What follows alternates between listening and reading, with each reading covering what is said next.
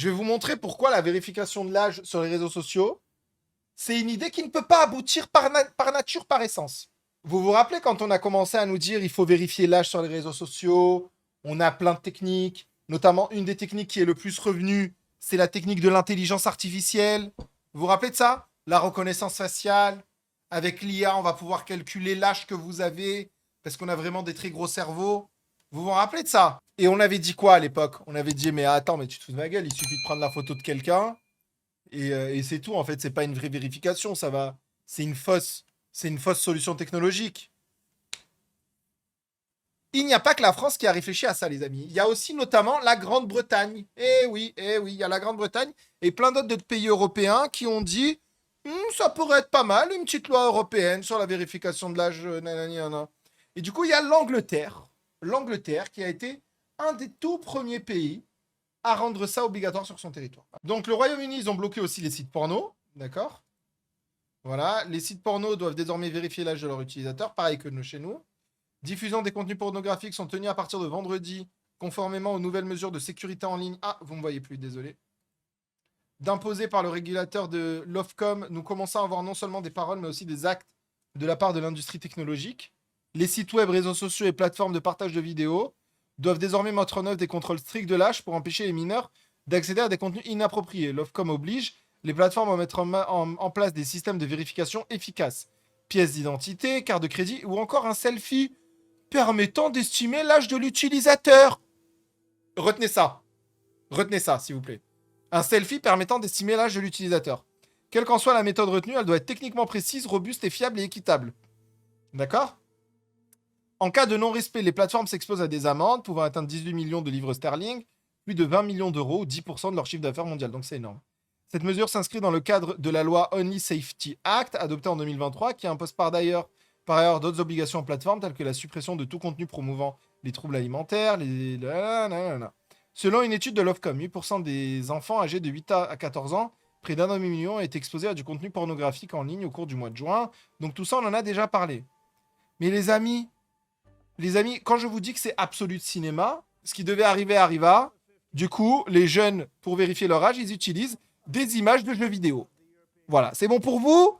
Voilà, ils utilisent des images de jeux vidéo pour vérifier leur âge et faire une vérification d'identité. D'accord, c'est bon? C'est bon ou pas? C'est bon ou pas? On est bien là? Ah là, c'est une vérification simple, efficace. Là, on est sur un niveau de vérification de l'âge et d'un niveau technologique qui est hors du commun. Mais qui pouvait prévoir? Mais non, mais attendez, qui pouvait prévoir que les jeunes allaient utiliser des selfies pas de eux pour faire croire qu'ils avaient l'âge requis pour accéder à un contenu? Je tombe des nues. Mais oh mon Dieu! Mais personne ne l'avait prévu. Personne ne l'avait prédit. Mais on ne peut pas vérifier l'âge sur Internet à partir d'un selfie et d'un système de reconnaissance faciale. Mais les bras m'en tombent. Je suis choc-barre. Voilà. Ça va vous sinon? Des internautes utilisent Death Stranding 2 pour contourner les vérifications d'âge en ligne au Royaume-Uni. Le mode photo du jeu, qui permet de mimer des expressions faciales, peut tromper les systèmes de vérification imposés par Discord dans le cadre du UK Only Safety Act, visant à protéger les mineurs des contenus destinés en ligne aux adultes. Voilà, Death Stranding 2. Voilà, il y a un mode photo. Regardez, le mode photo. Voilà, voilà, mode photo. Voilà. Le mode photo, regardez.